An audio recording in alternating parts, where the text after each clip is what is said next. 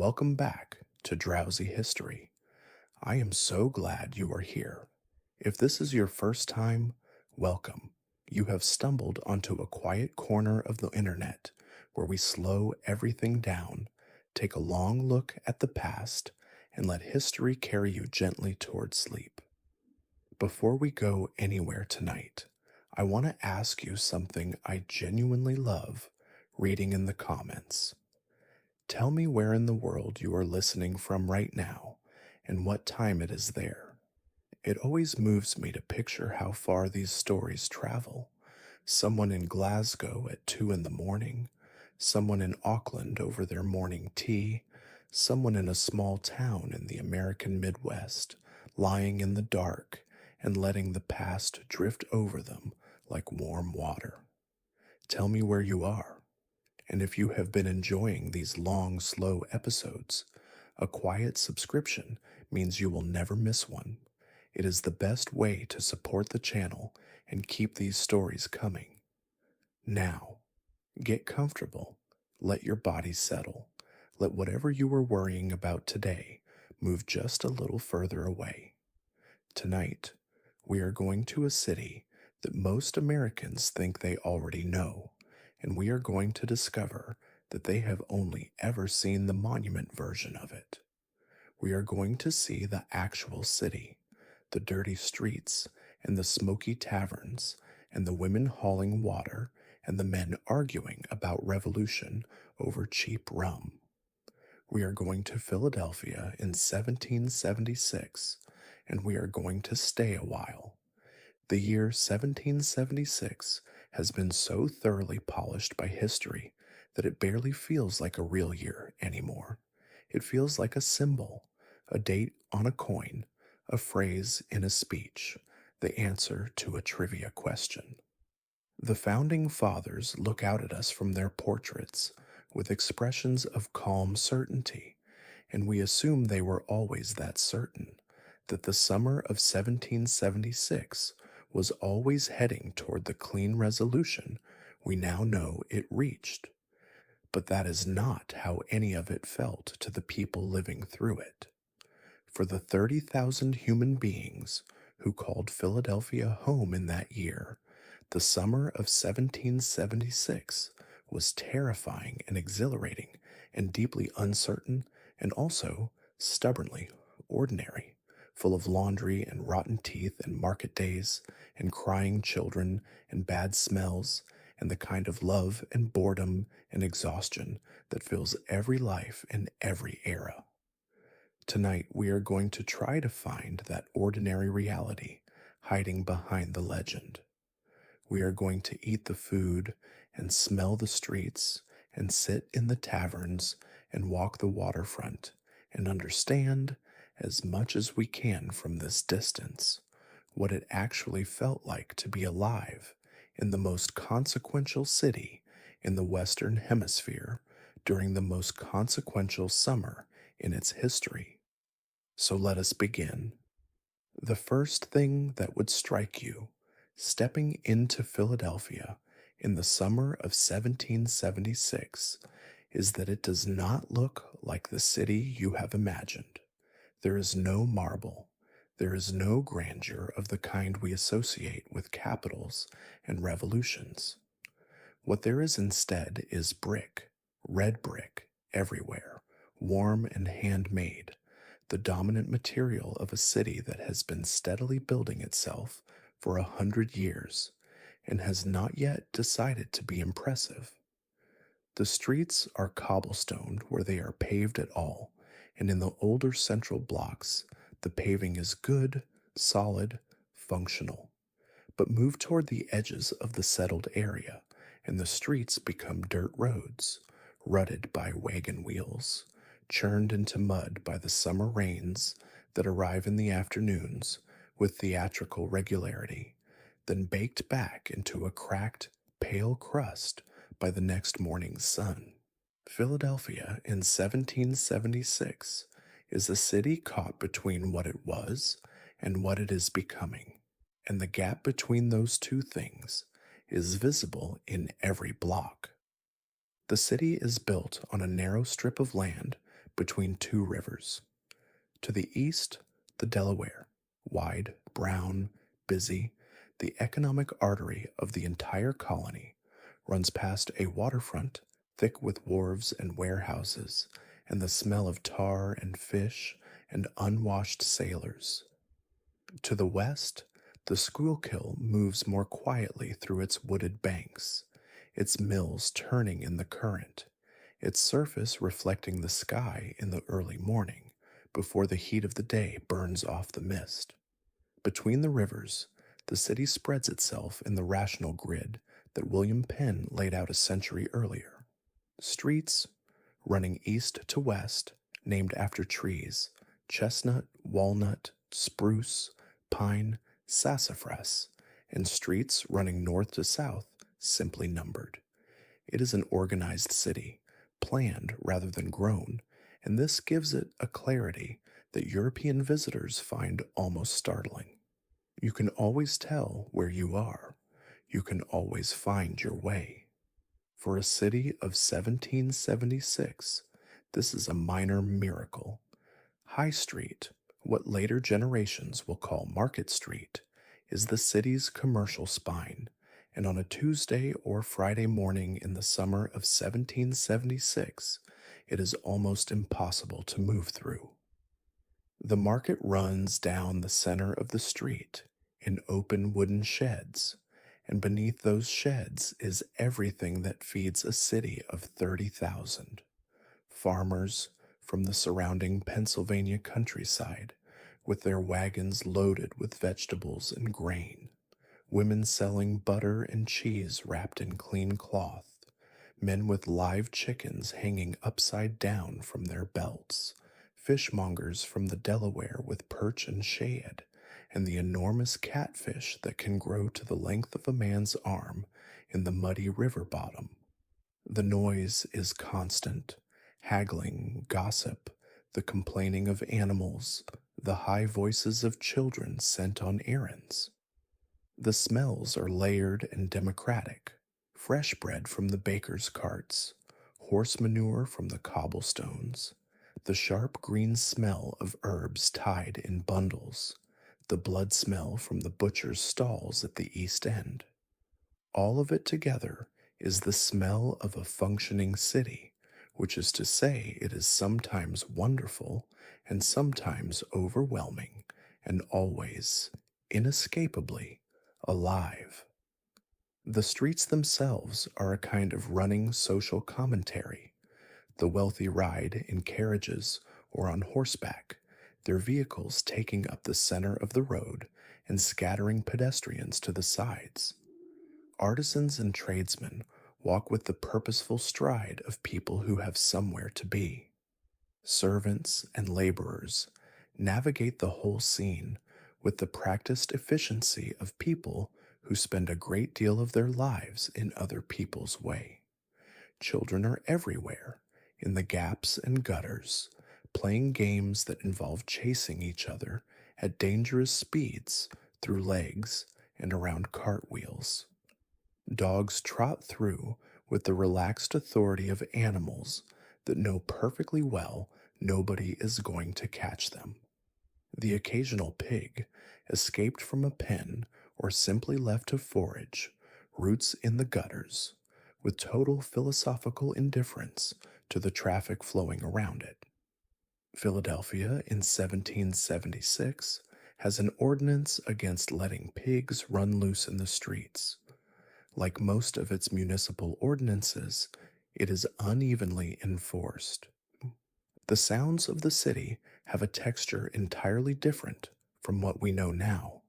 There are no engines, no electrical hum, no ambient roar of traffic. Instead, there is the hollow clop of hooves on stone, the wooden creak of wagon wheels, the metallic ring of the blacksmiths working on Front Street, the shouts of street vendors selling everything from firewood to old hats to live crabs brought up from the Delaware in wooden buckets.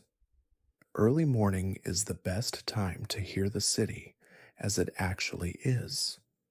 Before the cart traffic has built to its midday peak, In the interval, when the night sounds have faded and the day sounds have not yet risen to full volume, you can sometimes catch something that feels almost rural: birds in the trees that line the older streets, the distant sound of the river, the particular quality of urban quiet that a city achieves only in the hour before it fully wakes. Then the carts start, and the vendors, and the bells, and it is unmistakably Philadelphia again. Every hour, the bells of Christ Church on 2nd Street mark the time for anyone in earshot, and because the church's steeple is the tallest structure in Philadelphia, in all of colonial America, for much of this century, those bells can be heard for miles in every direction on a clear morning. When the bells ring, people stop and count, and then go back to whatever they were doing with their sense of time recalibrated. It is the city's only shared clock, the single mechanism that synchronizes the lives of 30,000 people who otherwise have no common instrument for measuring the hours. Philadelphia in 1776 is the most diverse city in North America, and this is not an accident. William Penn founded it a century ago on the radical premise that people of different faiths should be able to live together in peace, and this founding principle drew to Pennsylvania exactly the people that the rest of the English-speaking world did not want: Quakers, German pietists of every denomination, Welsh Baptists, Scots-Irish Presbyterians, French Huguenots, Sephardic Jews, and a growing community of free black residents who had come north from the slave-holding South in search of whatever degrees of freedom were available. By 1776, the city is also home to the enslaved men and women who work in the wealthiest households, giving the lie to any easy story about Philadelphia as a city of liberty. It is a city of immigrants and refugees, and the children and grandchildren of immigrants and refugees, and this gives it an energy and an intellectual openness that visitors from more settled, more homogeneous places find either invigorating or alarming, depending on their temperament. It is also a city where several different languages are spoken on a single block: English and German and Dutch and Welsh, and the various African languages that still persist in the older black households, and where the question of what it means to be an American is being answered day by day by the practical reality of people from all these different places learning to live alongside each other in something closer to peace than most of the world has managed to achieve. At the very top of Philadelphia's social order sit the great merchant families: the Morrises, the Willings, the Penns, and their associates, who have built their fortunes on the Atlantic trade and whose townhouses on the streets near the Delaware speak quietly but unmistakably of serious money. A prosperous Philadelphia merchant in 1776 dresses in fine English broadcloth, cut to the current London fashion, a coat with a fitted waist and wide skirts, a waistcoat embroidered at the buttonholes, knee breeches buckled below the knee, white stockings, shoes with silver buckles that might cost more than a laborer earns in a month.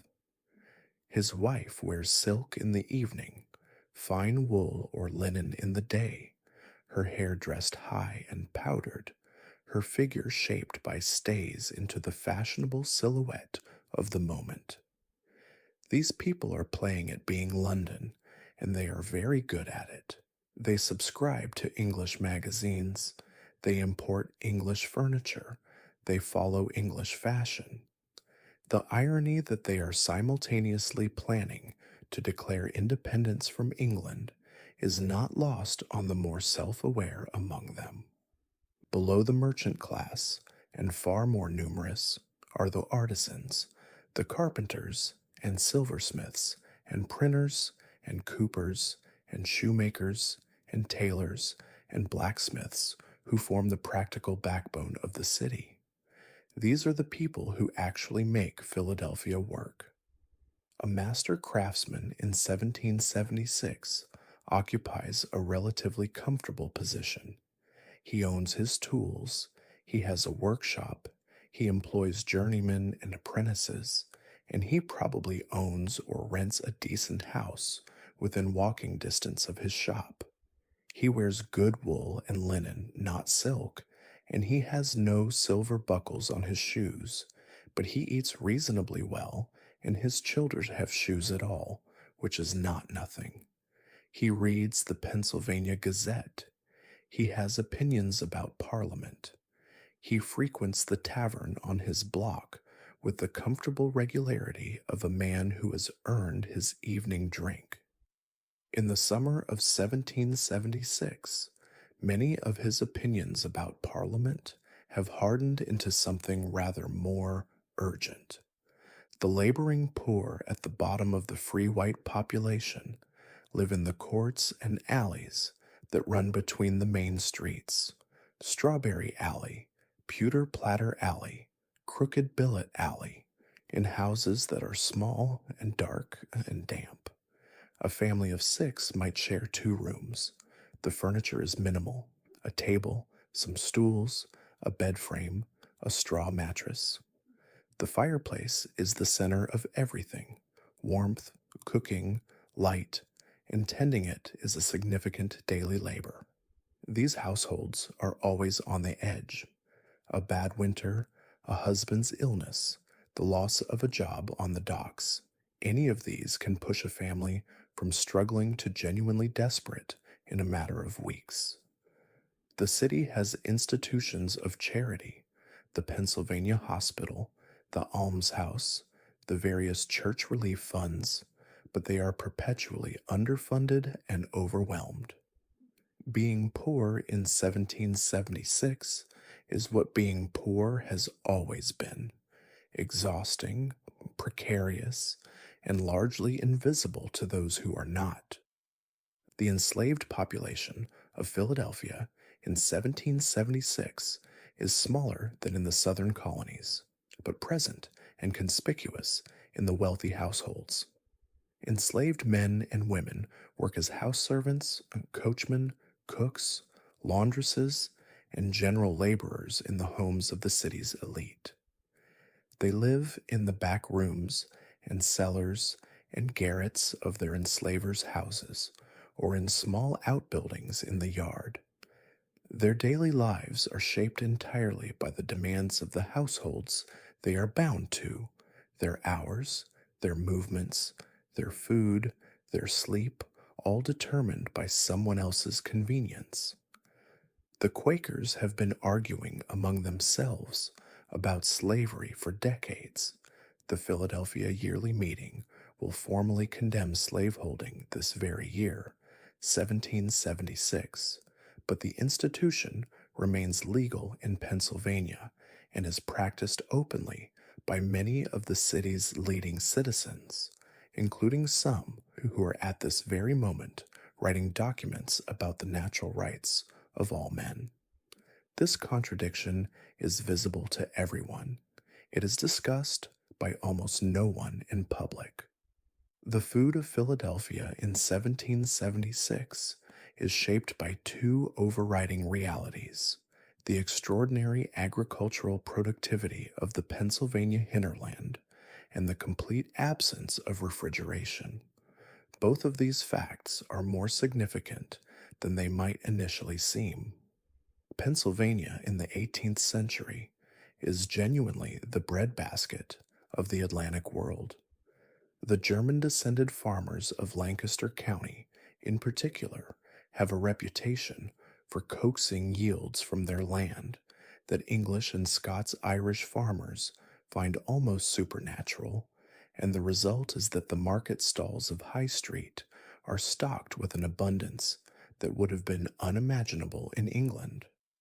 The city's flour mills along the Schuylkill and the Delaware grind wheat into a fine white flour that is exported to Europe and the Caribbean in quantities that make it Philadelphia's most valuable trade. Good. Pennsylvanians eat well. Even the poor eat better than their counterparts in London, which is part of the reason so many of them came here.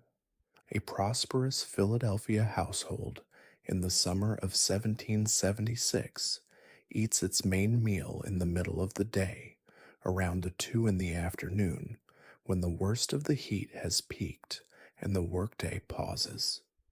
This dinner might begin with a soup, oyster, turtle, or a thick pottage of whatever vegetables are current in the market.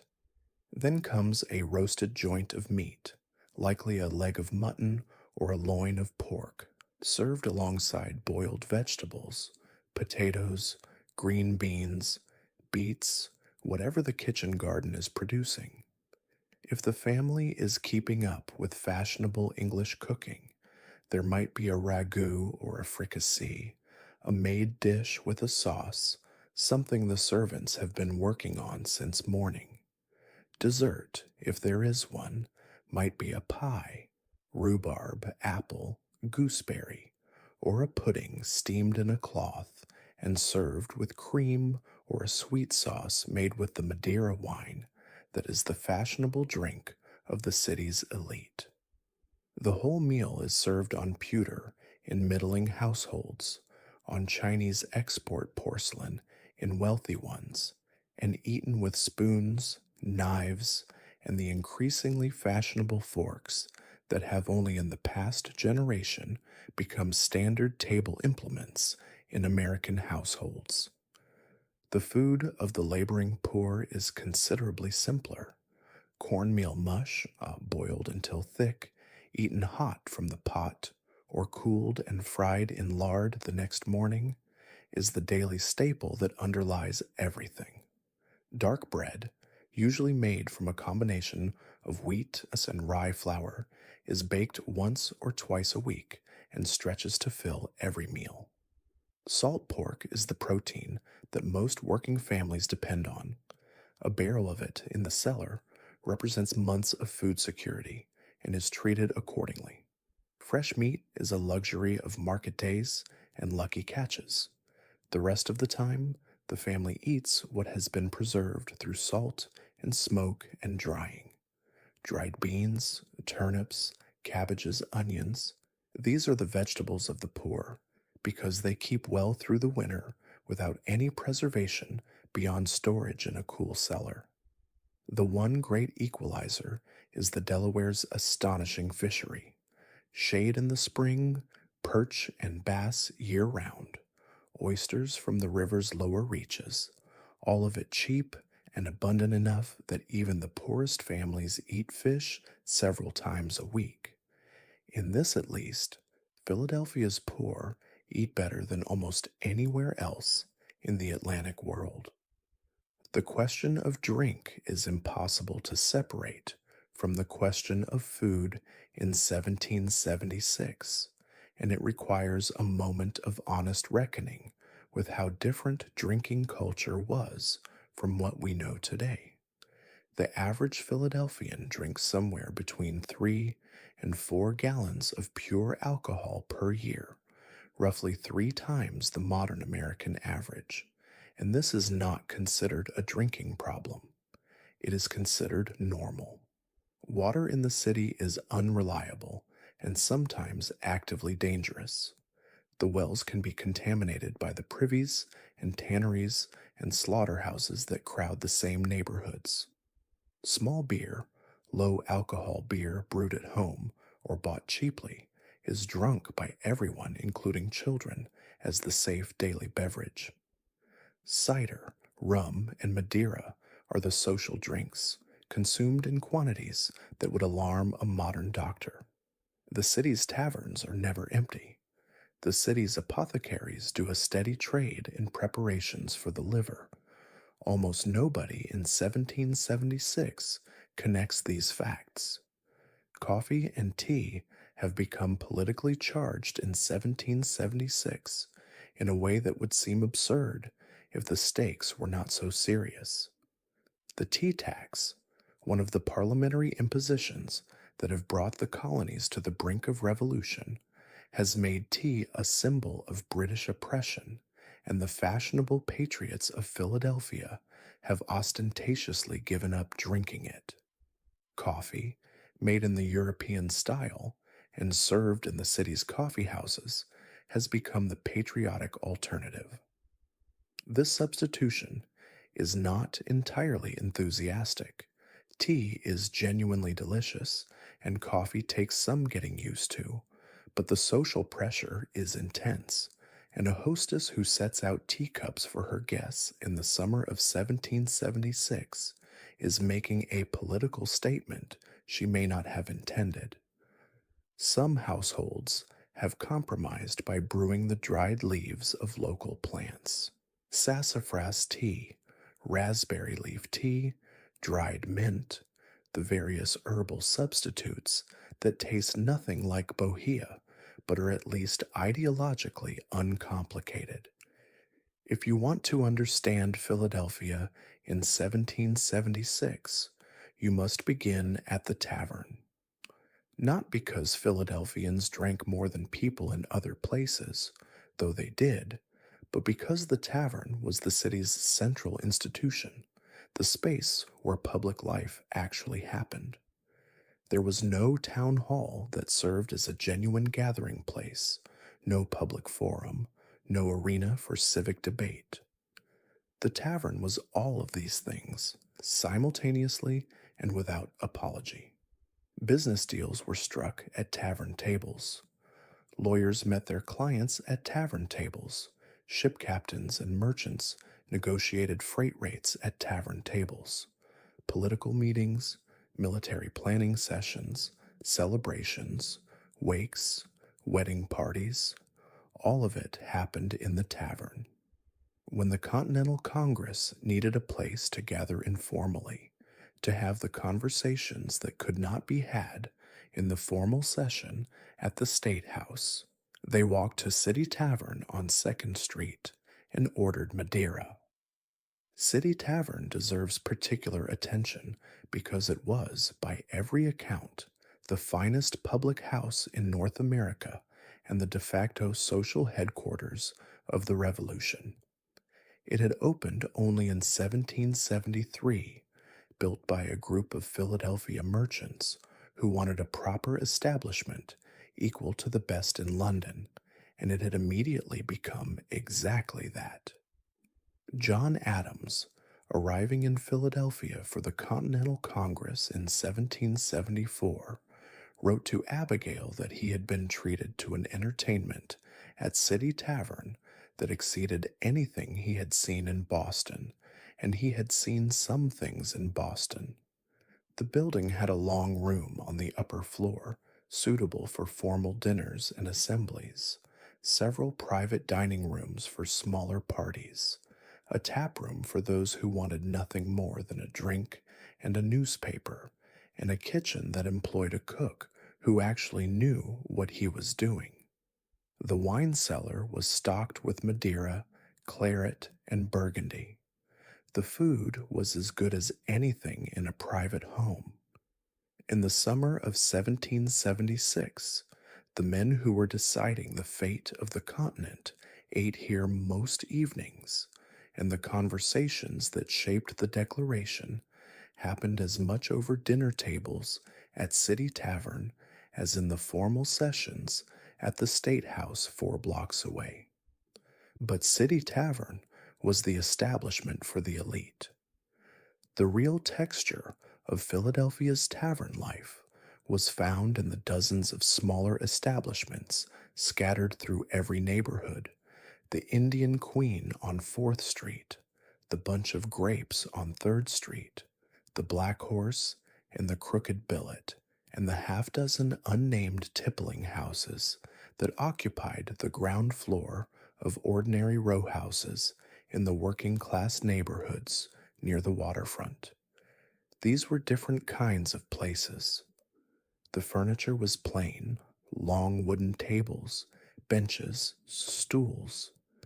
The lighting was tallow candles, dim and greasy smelling, supplemented on good evenings by the light from the street through unshuttered windows.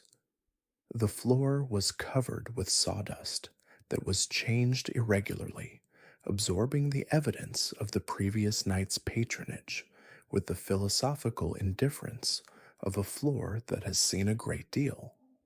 The clientele was tradesmen, laborers, sailors, apprentices, men who had been working with their bodies all day and wanted nothing more demanding from an evening than a seat, a drink, and someone to talk to. The drinks in these ordinary taverns were rum above all else. Philadelphia's distilleries turn Caribbean molasses into rum in industrial quantities, and the result is a spirit that is cheap enough that even a dock worker can afford to drink it. A dram of rum at an ordinary tavern in 1776 costs about 3 pence, which is roughly what a laborer earns in 20 minutes of work. The economics of tavern going are therefore accessible to almost everyone above the absolute bottom of the social scale, which explains why the taverns are perpetually full. Alongside the rum, there is ale, cider, and for those who can afford it, Madeira or claret. The food is simple: bread and cheese, cold sliced meat, occasionally a bowl of soup if the establishment runs to a kitchen. The point is not the food. The point is the conversation, the warmth, the refuge from a room at home that may be crowded with children and in laws, and the anxieties of a life lived too close to the financial edge. What people are talking about in those taverns in the summer of 1776 is overwhelmingly the Revolution. The news from the Continental Congress, which is meeting just a few blocks away at the State House, its proceedings not entirely secret because the city is too small and the delegates talk too much, filters through the tavern network with remarkable speed. The votes, the debates, the arguments between the delegates from Massachusetts, who want immediate independence, and the more cautious delegates from the middle colonies, who are not quite sure, all of this becomes tavern conversation within hours. Thomas Paine's Common Sense, published in January of this year and already reprinted half a dozen times, has been read aloud in taverns all over the city, and its argument, simple, fierce, unanswerable, has done more than anything else to shift the popular mood toward accepting the word independence as something other than treason. By the summer of 1776, the taverns of Philadelphia are full of ordinary men saying things that 2 years ago would have gotten them arrested. The revolution is not just happening in the State House, it is happening here, in these smoky rooms, among people who will never be remembered by history, but who are making it nonetheless. The Pennsylvania State House on Chestnut Street is not yet called Independence Hall. It will not acquire that name until the 19th century, when nostalgia has had time to do its work. In 1776, it is simply the State House, the building where the Pennsylvania colonial legislature meets, and where the Continental Congress has been convening since 1774. It is a handsome building by the standards of the time, 2 stories of red brick with a wooden steeple above the central section, set back from the street behind a wooden paling fence. Inside, the main hall on the ground floor is the assembly room where the Congress gathers, a moderately large rectangular room with high windows, plastered walls, a fireplace at each end, and the peculiar atmosphere of a space where the most important conversations in the hemisphere are happening in conditions of profound physical discomfort. The summer of 1776 is brutally hot in Philadelphia, as it always is. The assembly room has no cooling, obviously. It has no ventilation worth mentioning. The windows are kept closed and shuttered during sessions because the discussions are supposedly secret and the street is right there. The men inside sit in their full formal dress, heavy wool broadcloth, white linen stocks tight around their necks, wigs when they are wearing them, and sweat visibly while debating the future of the continent. The Flies, Philadelphia's summer contribution to the sufferings of statesmanship, reportedly drove several delegates to distraction. John Adams would later attribute the speed with which the Congress reached its vote on independence partly to the collective desire to get out of that room before the heat killed them. This is surely an exaggeration, but it is the kind of exaggeration that contains a recognizable truth. The men in that room in the summer of 1776 are not the marble statues we have made them into. They are actual human beings, with bad backs and toothaches and hangovers, and the kind of stubborn personal irritants that make cooperative decision making difficult under any circumstances. John Adams is brilliant, opinionated, difficult, and profoundly aware that he is brilliant and opinionated in a way that makes him difficult. Benjamin Franklin is 70 years old and in unreliable health and falls asleep in his chair more often than his admirers tend to mention. Thomas Jefferson, who has been tasked with drafting the Declaration, is young, shy, and deeply uncomfortable speaking in public. He is a far better writer than he is a speaker, which is why he was given the job of writing and not the job of persuading. Roger Sherman of Connecticut is so plainly dressed and so awkward in manner that visitors to the gallery sometimes assume he is a servant. Patrick Henry of Virginia has already delivered his famous speeches and gone home. The man who said, "Give me liberty or give me death," is not present for the actual vote on independence. History is always more complicated than the version we teach. The vote on independence comes on July 2nd, 1776, not the 4th, and John Adams is so excited about it that he writes to Abigail predicting that the 2nd of July will be celebrated forever as the great anniversary of American liberty. He will turn out to be wrong about the date by 2 days, because it is the 4th, the day the Declaration is formally adopted and the date on the document that will pass into national memory. But on the evening of the 2nd, when the vote is taken and the colonies declare themselves free, the men who have just committed what would be called treason if they spend the evening at City Tavern drinking Madeira and feeling, by most accounts, something between exhilaration and pure terror. They have just done something irreversible. The British Army is already massing in New York. There is no going back. Whatever they have started, they are now fully inside it.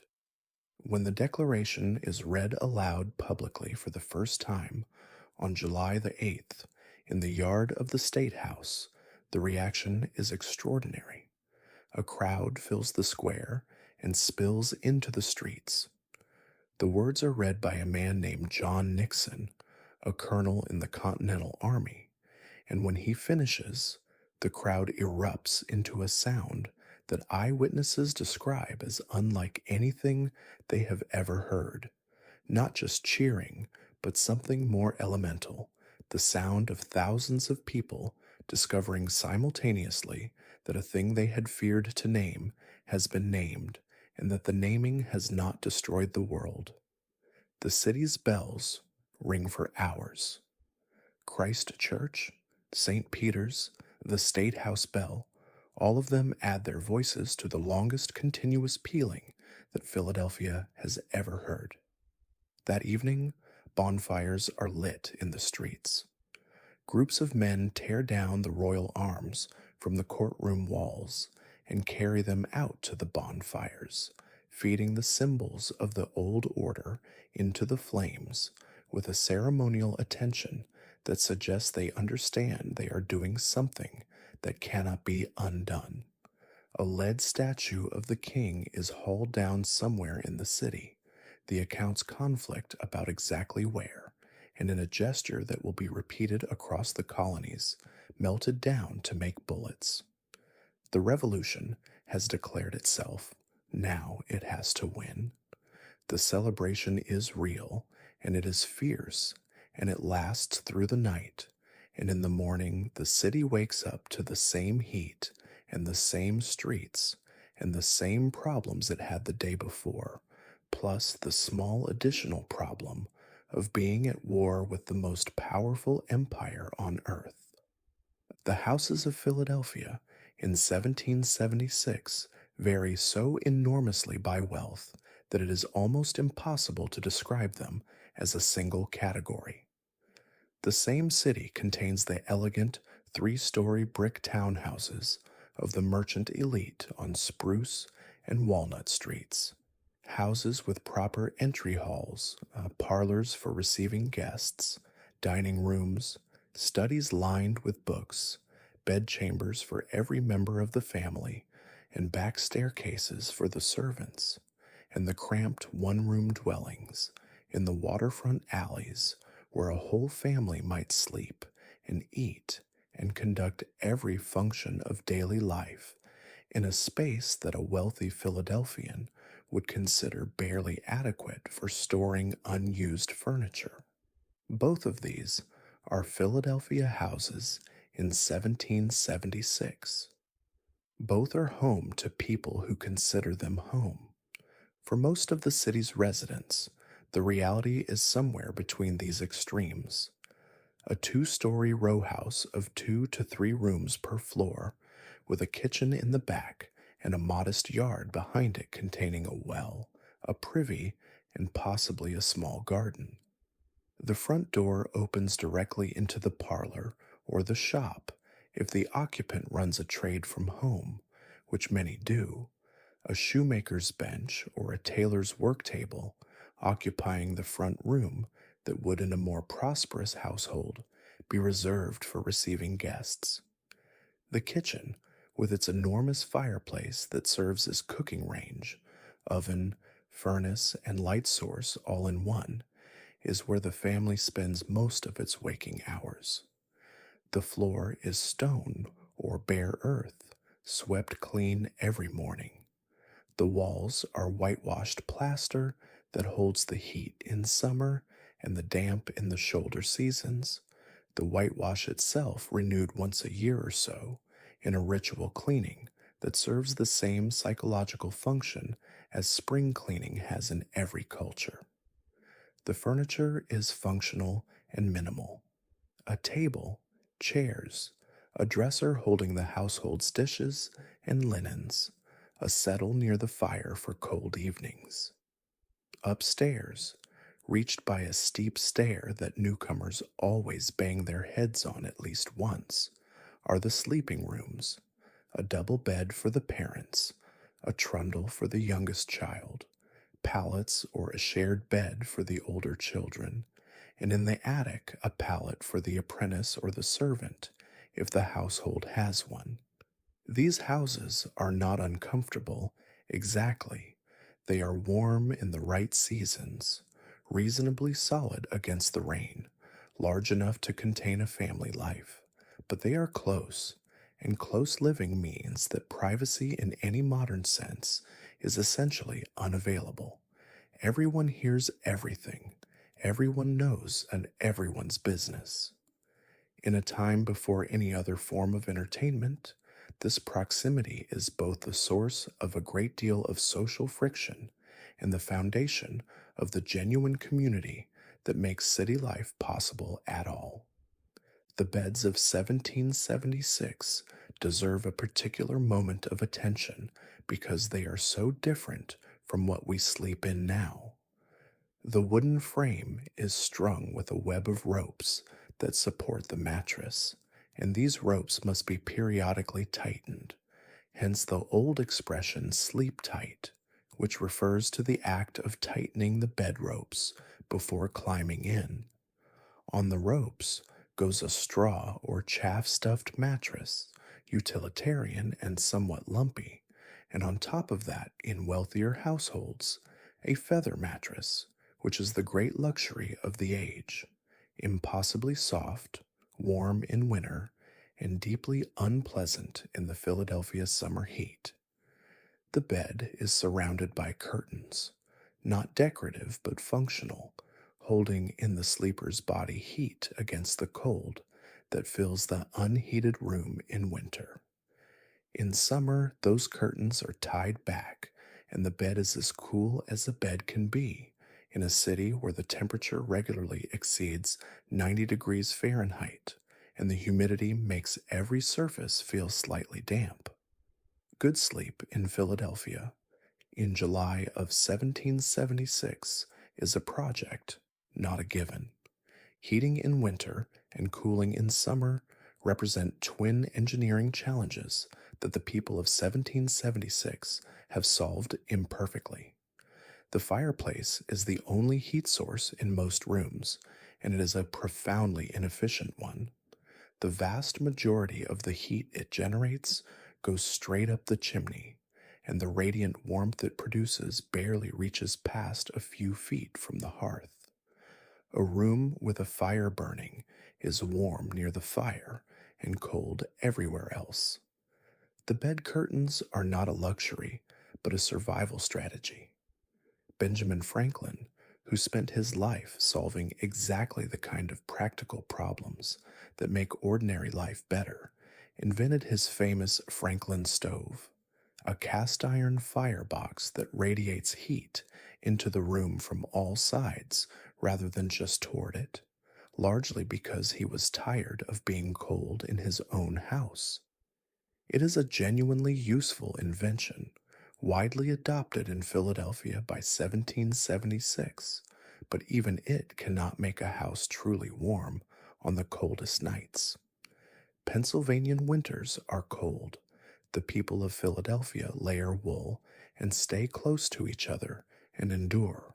Water is the other great domestic challenge. There is no plumbing. Water must be fetched from the well in the yard if the household has one, from the public pump at the end of the block if it does not, or from the water carts that sell water by the barrel to households whose wells have failed or whose location makes pump access inconvenient. Carrying water is one of the constant background labors of city life, performed primarily by children and servants, and the quantities required are significant. Drinking, cooking, washing dishes, washing clothes, bathing, all of it requires water that someone has had to carry in a bucket from somewhere else. The privies in the backyard present a parallel problem of removal. The privy pit is periodically cleaned out by a night soil collector, whose cart appears in the alley before dawn once a week or so, and whose profession earns him the complex social distinction of being both absolutely essential to urban life and someone no one wishes to discuss at dinner.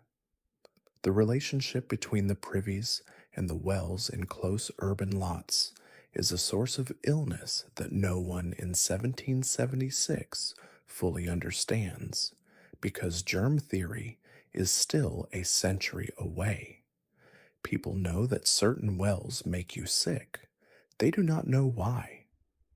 The history of Philadelphia in 1776 that gets told is almost entirely a history of men.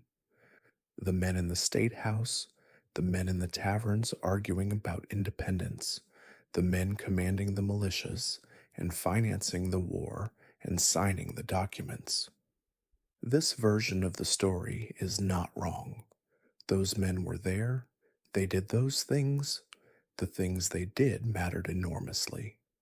But it is dangerously incomplete because it leaves out the other half of the city's population and the work that made the men's work possible.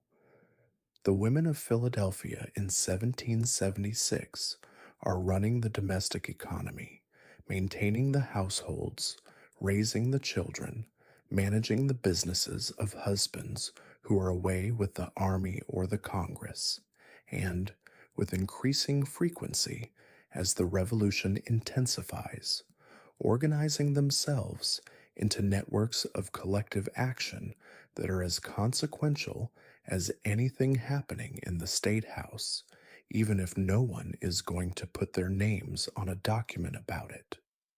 The daily work of a Philadelphia woman in 1776 is genuinely exhausting in ways that are difficult to convey to people who have never cooked over an open fire, washed laundry by hand in cold water, spun thread on a wheel, or baked bread in a wood-fired oven. A prosperous household woman manages servants and enslaved workers, plans meals, oversees the kitchen garden, supervises the children's education, manages the household accounts, and maintains the social calendar that is an essential part of her husband's business and political life. A working class woman does much of the same work herself without servants and often contributes directly to the household income by taking in laundry or boarders or doing piecework sewing or running the shop while her husband is at the bench. Both of these women work from before dawn until well after dark, and neither of them, not the wealthy merchant's wife or the shoemaker's wife, has any formal political existence in the world that their husbands are debating so loudly. The war is changing this, as wars always change the position of women, and not always in the ways that get remembered. As men leave for the militia and the Continental Army, women take over the management of businesses and farms that were previously run by men. A printer's widow in Philadelphia in 1776 might be running the print shop herself, making decisions about what to print and what to charge, dealing with customers and suppliers, training apprentices, doing the whole job that her husband did without any change in her legal status, her right to vote, or her access to the conversations where policy is made. She is competent. She is capable. She has no formal recognition of this at all.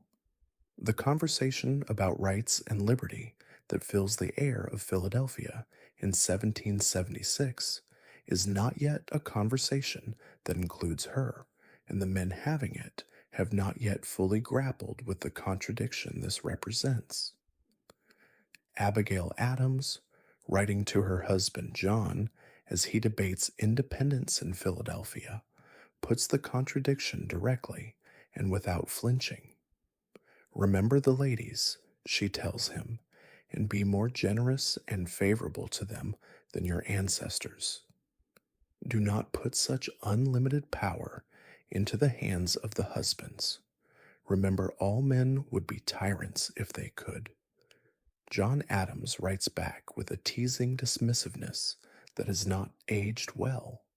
We know better than to repeal our masculine systems.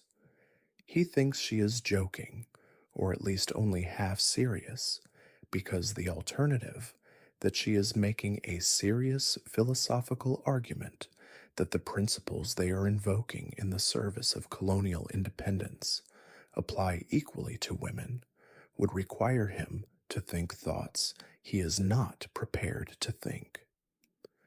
Abigail was making exactly that argument. She would spend the rest of her life making it. Nobody in 1776 was listening, but history was writing it down. The correspondence between John and Abigail Adams is one of the great documents of the founding era, and what makes it extraordinary is not only the quality of Abigail's mind, which was considerable, but the frankness of the exchange. These two people say to each other in private things that neither of them can say in public, and the result is a window into the revolution that the formal documents do not provide. John writes to Abigail about his fears and his uncertainties in ways that his public letters never permit. Abigail writes to John about the management of the farm, the prices in the market, the behavior of the children, and also about the revolution and what she thinks it should mean for people like her, with a directness and a clarity that make her, by almost any measure, the most important political thinker in the Adams household. She will be remembered as a wife and a mother. She was also, by every right, a revolutionary. The women of Philadelphia are also, in 1776, beginning to organize in explicitly political ways that represent something genuinely new. The association, organized by Esther de Burt Reed and Sarah Franklin Bach in 1780, but building on networks formed throughout the war, will eventually collect donations from women across Pennsylvania to fund the Continental Army, raising the equivalent of the entire annual wage of 100 soldiers in a single campaign. But even in 1776, the groundwork is being laid. Women are boycotting British goods collectively and visibly. Women are producing homespun cloth to replace the British textiles they are refusing to buy, and making it a social occasion. The spinning bee, where women gather to spin together, becomes a form of political demonstration as much as domestic necessity. Women are running patriot households, managing their families' sacrifices, teaching their children that the cause matters more than comfort. The revolution is not possible without them. The documents it produces do not mention them. These two facts will take the better part of 2 centuries to fully reckon with. Walk east on any of the numbered streets in the morning, and you will eventually arrive at the waterfront, and the waterfront will explain everything about how Philadelphia became the city it is. The Delaware here is the artery of a commercial empire that stretches from the Caribbean to the Baltic, and the wharves that extend into it, Willing and Morris's Wharf, Carpenter's Wharf, the public wharf at the foot of Market Street, are where the city's wealth is made material and visible. On any given morning in the summer of 1776, there are a dozen or more ships at anchor or docked at the piers, and the air around them is thick with the work of loading and unloading. Barrels of flour going out on a brig bound for Barbados, hogsheads of sugar and molasses coming off a sloop just in from the islands, cases of English manufactured goods, cloth, hardware, glass, books, being unloaded from a ship just in from Bristol. The creak of ropes and the shouts of the stevedores and the constant slap of water against wood fill the air along with smells that are impossible to separate. Tar and brine and fish, and the particular sweetness of West Indian sugar warming in the sun.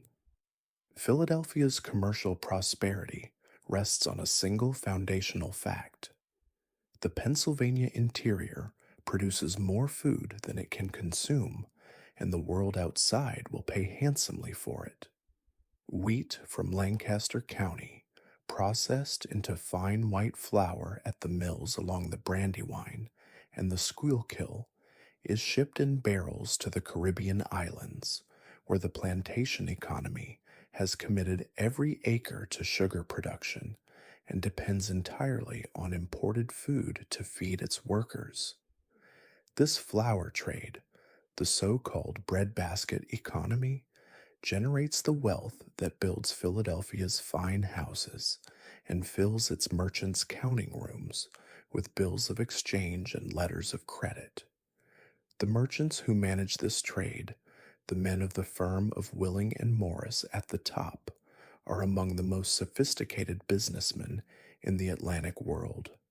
They understand exchange rates, insurance, credit, cargo, the rhythms of Atlantic weather, the politics of European powers, all as a single integrated system, and they operate it with a competence that their London counterparts are sometimes surprised to discover in a colonial outpost.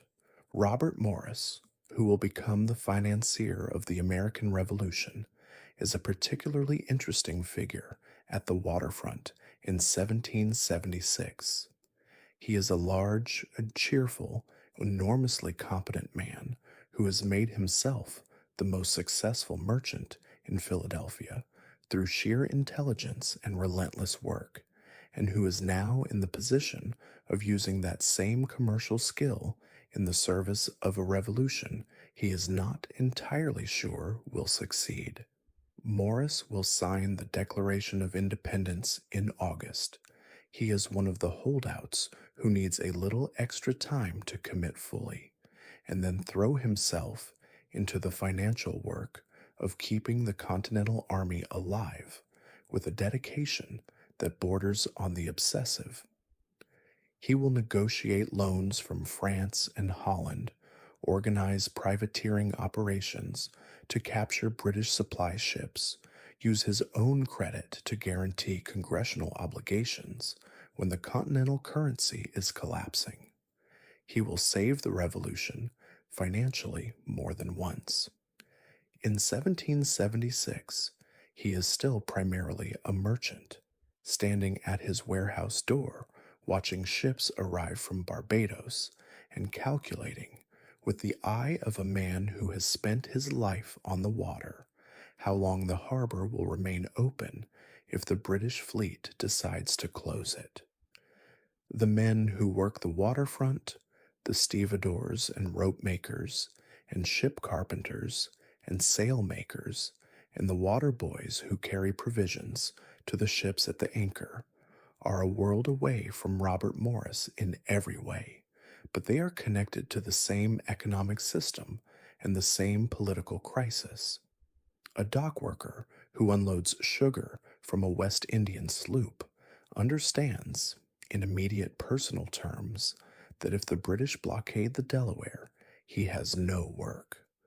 A rope maker whose entire trade depends on the shipping industry understands that war with Britain means, in the most practical sense, that his business might not survive. The revolution is not an abstraction for these men. It is a calculation about whether the risks of independence are less terrible than the risks of continued subordination to a parliament that has demonstrated its willingness to use commercial sanctions as a political weapon. Most of them are coming down on the side of independence, but they are doing it with their eyes open, not with the philosophical serenity of the men in the State House. If you got seriously ill in Philadelphia in 1776, your chances of recovery depended more on the nature of your illness than on anything the medical profession could do for you. This is not a criticism of Philadelphia's doctors, who are, by the standards of their time, excellent.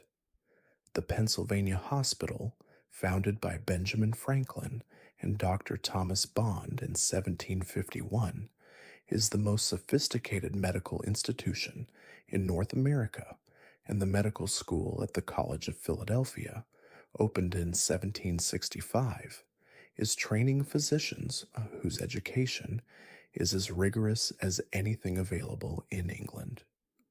The problem is not the doctors, the problem is the medicine. In 1776, nobody knows about germ theory.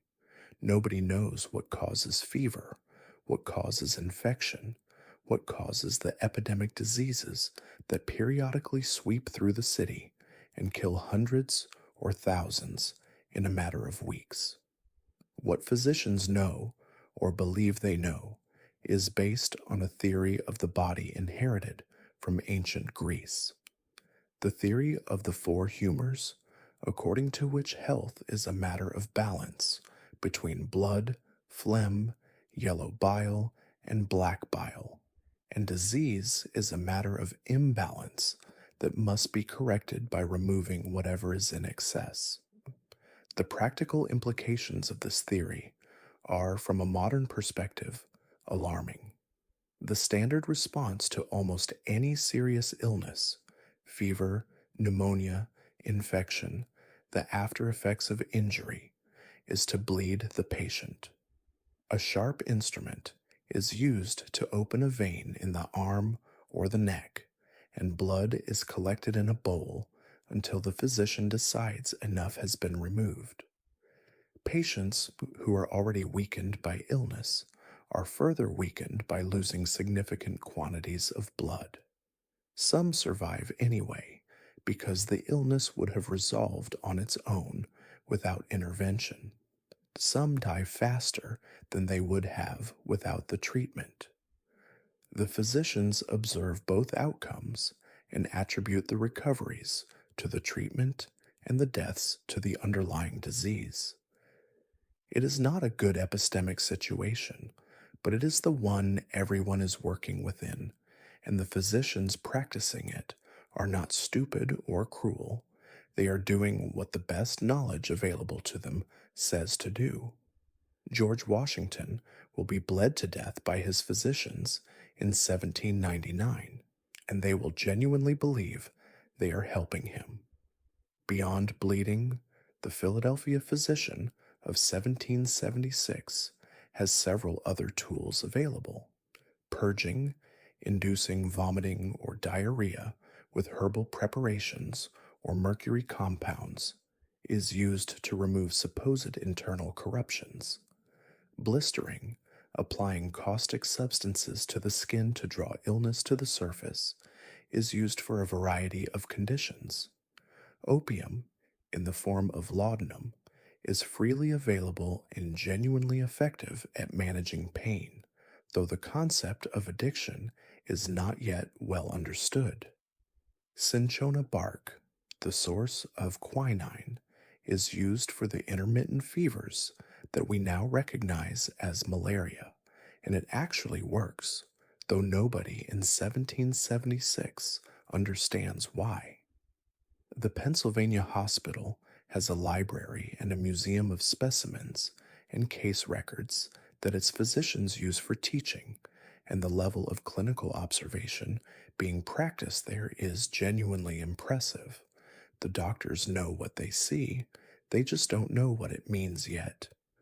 The diseases that kill Philadelphians in 1776 are the diseases of the pre-vaccination, pre-sanitation world: smallpox, which the inoculation practice first introduced to the colonies decades earlier can prevent but which still runs through the poor neighborhoods periodically; yellow fever, not yet understood to be mosquito-borne, which will kill 10% of the city's population in the epidemic of 1793, typhoid and dysentery, spread by the contamination of water supplies by human waste, childhood diseases, measles, whooping cough, scarlet fever, that kill children at rates that the modern world finds almost incomprehensible.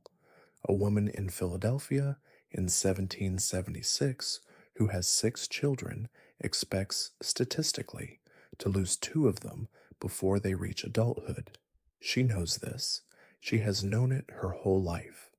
This is not fatalism. She does everything she can to keep her children alive, and mourns the ones she loses with the same intensity that any mother does. But it is a relationship to mortality and to loss that is different from ours, more intimate, less possible to avoid or deny. Philadelphia in 1776 is a city of churches, in the literal and figurative sense. The skyline, not yet a skyline in the modern sense, but the horizon as seen from the river or from the higher ground to the west, is punctuated by steeples. Christ Church, the Anglican church where many of the city's elite worship, and where several of the founders have family pews, has the tallest steeple in the colonies, visible for miles. St. Joseph's Catholic Church, tucked discreetly into an alley because Catholics are technically tolerated but not quite embraced, holds its masses quietly and without the civic prominence of the Protestant churches. The German Lutheran and Reformed churches are large and busy, their congregations comprising a significant fraction of the city's population, their services conducted in German to congregations that are only one or two generations removed from the villages of the Palatinate and Württemberg. The Presbyterian churches are strong, their Scots Irish and Scottish congregations fiercely independent and politically combustible in ways that are making them enthusiastic revolutionaries. And standing apart from all of them, physically and spiritually, are the Quaker meeting houses. The Society of Friends, the Quakers, founded Philadelphia and shaped everything about it, and their influence in 1776 is both enormous and embattled. Penn's vision of a city of tolerance is their legacy, and the remarkable diversity of the city's population is its direct fruit. The hospital, the library company, the philosophical traditions of practical inquiry and civic improvement that animate the city's intellectual life. All of this traces back to Quaker values, to the Friends' commitment to the inner light in every person, to their belief that goodness should be demonstrated in the world rather than merely professed in church. But the Quakers in 1776 are in an agonizing position because their fundamental commitment to pacifism makes it impossible for them to support the war, even a war whose political goals many of them personally share. They will not take up arms. They will not swear the loyalty oaths that the new patriot government is requiring. They will not publicly cheer the revolution. This makes them, in the eyes of many of their neighbors, traitors, not to Britain, but to the patriot cause which has come to feel like the same thing. A Quaker meeting for worship in 1776 Philadelphia is one of the most interesting experiences the city offers to a visitor, partly because it is so unlike anything else in the religious landscape. There is no minister, no liturgy, no music, no set prayers. The congregation, men and women sitting on opposite sides of the plain wooden benches in a plain whitewashed room, gathers in silence. The silence is active, not passive. Each person is waiting on the movement of the spirit within them, attending to what the Friends call the inner light. Someone may stand and speak if moved to do so. Most meetings pass largely in silence. The discipline required to sit quietly for an hour, with nothing but your own thoughts for company, and to find that experience nourishing rather than empty, is not widely shared, but for those who can do it, the Quaker meeting offers a kind of collected stillness that is unlike anything else available in a noisy, anxious city in the middle of a revolution. The other religious communities of Philadelphia each have their own distinctive character. The German Lutheran and Reformed congregations are large, tight-knit, and somewhat separate from the English-speaking world around them. Many of their members speak little or no English, having arrived from Germany within the last generation.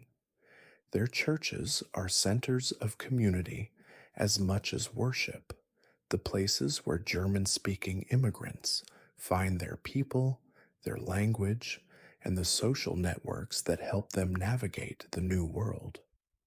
The Presbyterians are politically engaged to a degree that makes their ministers effectively political actors.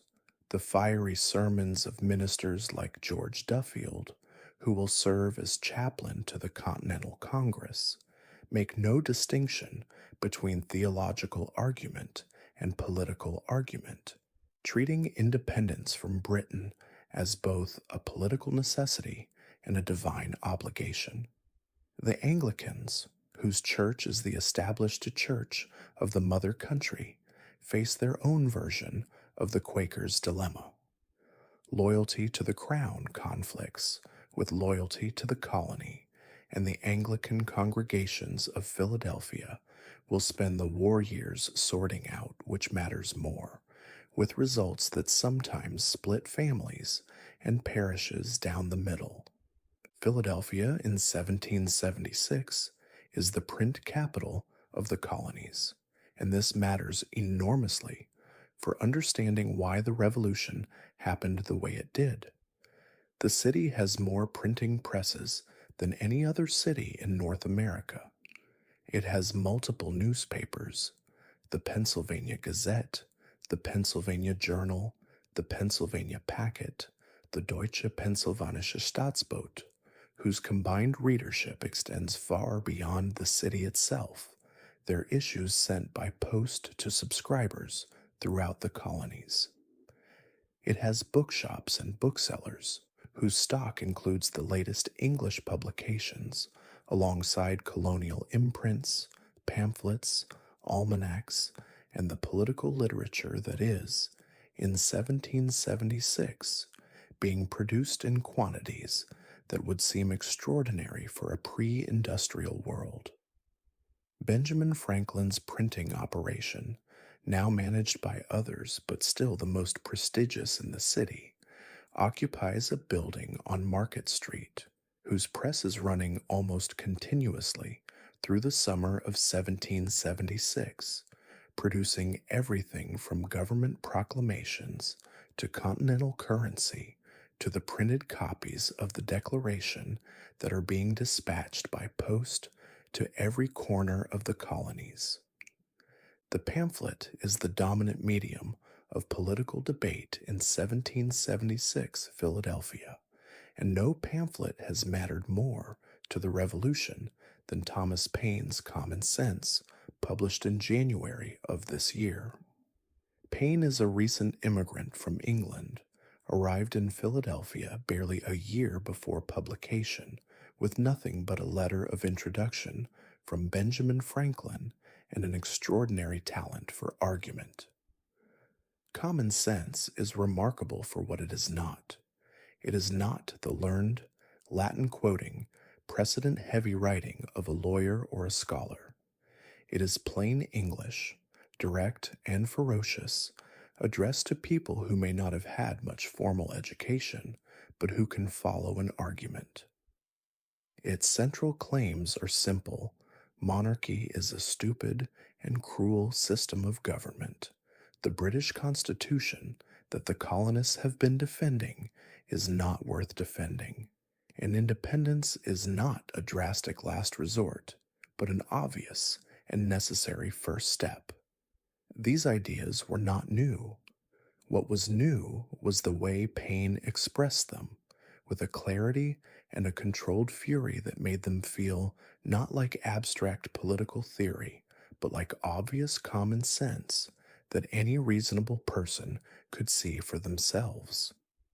By the summer of 1776, Common Sense has sold more than 100,000 copies in a country with a population of roughly 2.5 million. Its arguments have become the air of the Revolution. The newspapers of Philadelphia are unabashedly political in ways that would strike a modern journalist as deeply unprofessional and strike an 18th century printer as obviously correct. A newspaper is a vehicle for opinion and argument, not neutral reportage. That idea is a later development. The Pennsylvania Gazette, the Pennsylvania Journal, and the other patriot papers of the city carry regular essays, letters to the editor, and editorials arguing for independence, for the justice of the colonial cause, for the villainy of Parliament, and the venality of the king's ministers. The opposing view that independence is dangerous and that reconciliation with Britain should be sought is also represented in print, though with decreasing confidence as the summer of 1776 advances and the choice becomes irreversible. The Tory press of Philadelphia is fighting a rearguard action in the spring and summer of 1776, and its writers know it. Information in 1776 moves at the speed of a horse, and everyone knows it and plans accordingly. News from London takes 6 to 8 weeks to cross the Atlantic.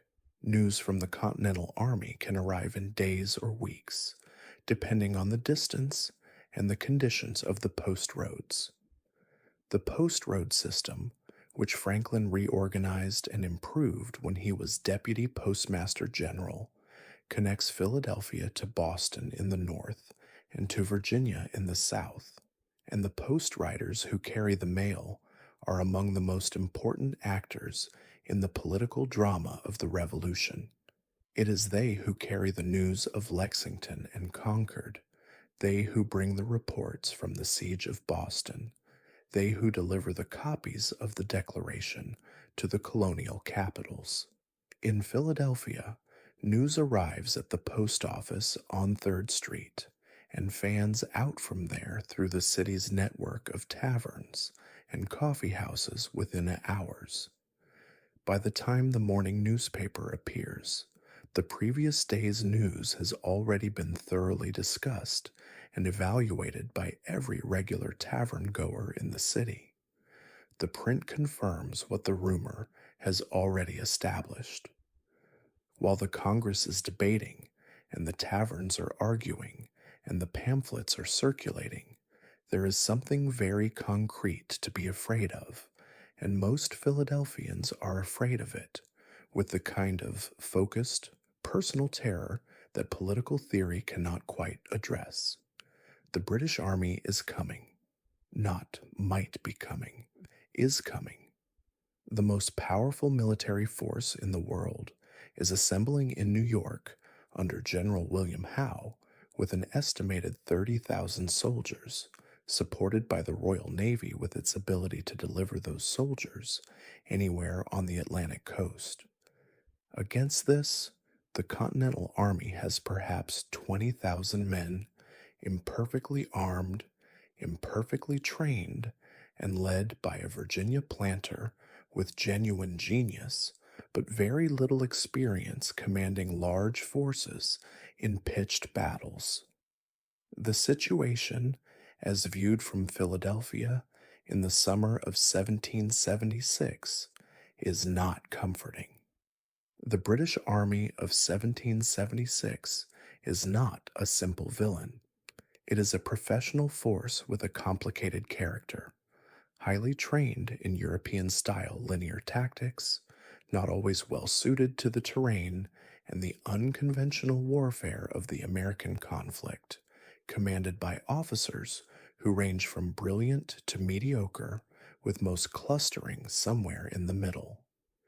General Howe, the British commander, is a man of genuine ability who is also, by multiple accounts, remarkably reluctant to press his advantages, something that will prove decisive at several crucial moments in the war and that remains puzzling to historians. The British regulars themselves are a mix of pressed men and volunteers, many of them Scots and Irish and English poor, who joined the army because the alternatives were worse. Supplementing them are the Hessian mercenaries hired from the German states, who fight with professionalism but whose presence infuriates the colonists, many of them of German descent themselves, as evidence of the Crown's willingness to use foreign troops against its own subjects. What the people of Philadelphia fear specifically is not the British Army in the abstract, but what occupation would mean for the city. The occupation of Boston earlier in the war had been deeply damaging to that city.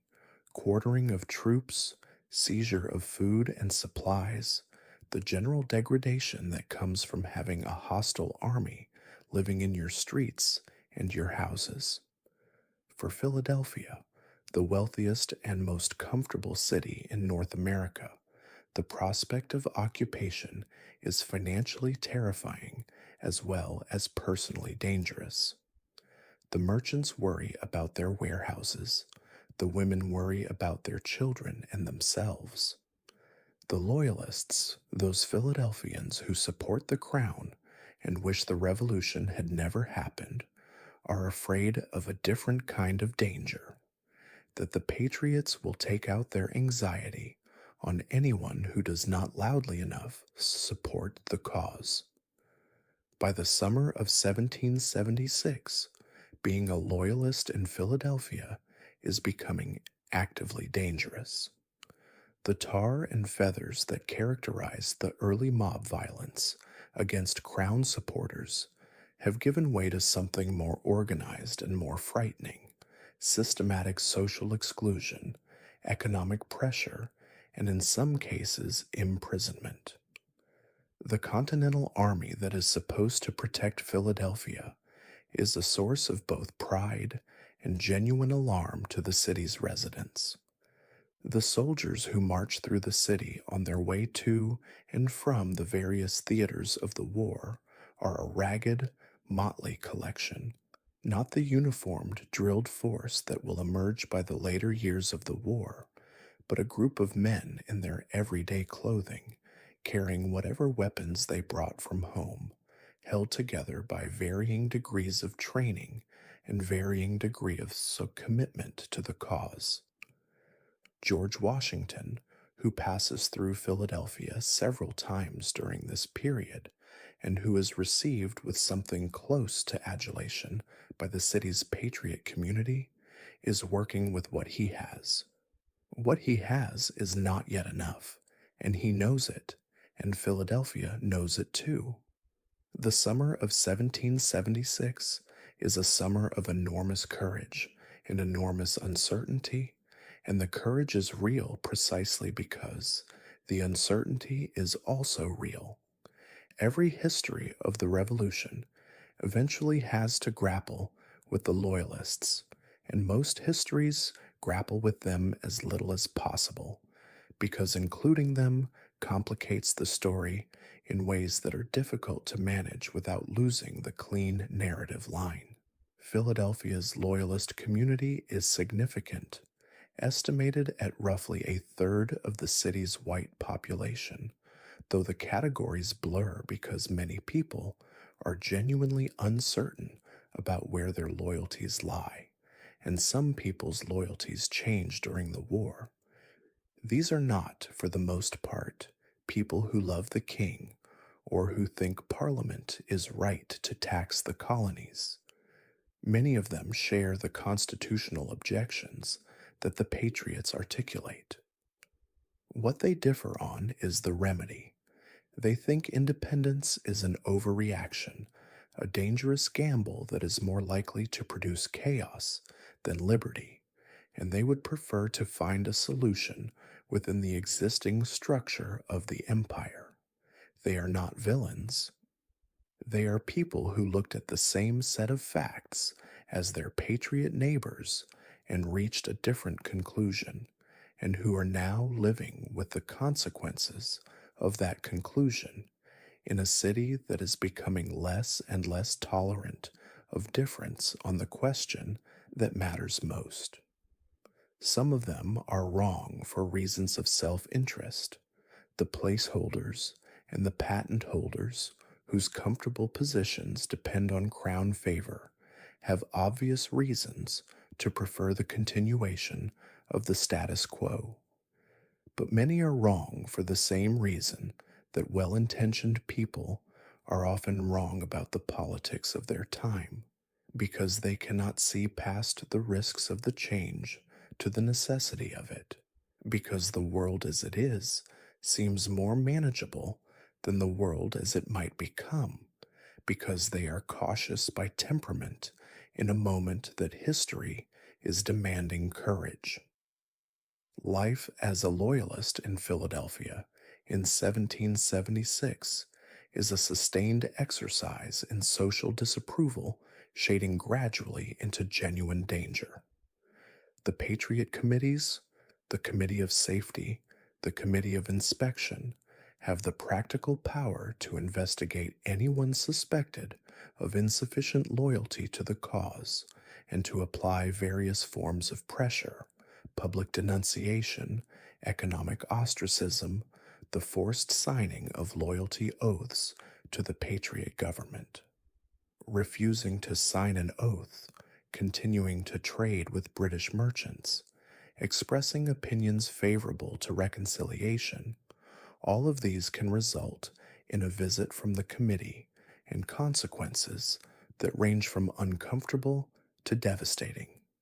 A Quaker merchant who refuses to take up arms because of his faith, but also refuses to sign a loyalty oath to the Patriots, finds himself in the terrible position of being distrusted by both sides.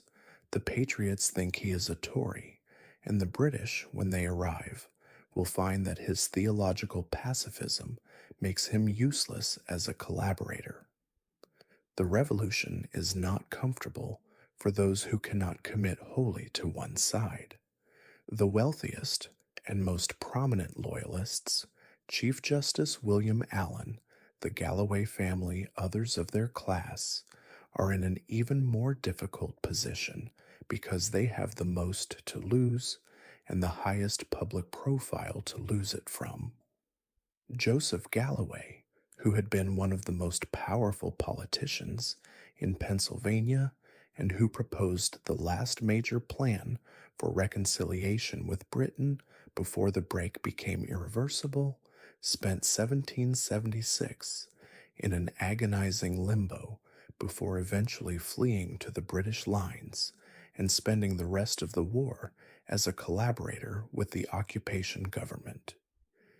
He would die in England, stripped of his American property, a man who had bet on the wrong side of history, not because he was a bad man, but because he had genuinely believed the risks of independence outweighed the risks of continued colonial status, and because events had not borne out that assessment. Philadelphia's history is full of Galloways, people who made reasonable assessments that turned out to be wrong, and who paid enormous prices for their mistakes. The rhythm of daily life in Philadelphia in 1776 follows the light more closely than anything we experience today, because the light is the primary determinant of what is possible. The city wakes early, by 5 or 6 in the morning in summer, and the workday begins almost immediately, because the cool early hours are the best hours for physical labor in a Philadelphia July. By 10 or 11 in the morning, the heat is serious. By noon, it is oppressive. The afternoon is the low point of the day's energy, when wealthy households take their main meal and rest, and when the waterfront slows to a walk as the stevedores seek whatever shade the warehouses provide. The evening, when the heat finally begins to ease, is when the city comes back to life, when people emerge from their houses to sit on stoops and steps, when the taverns fill again, when the more elaborate social rituals of the upper classes get underway.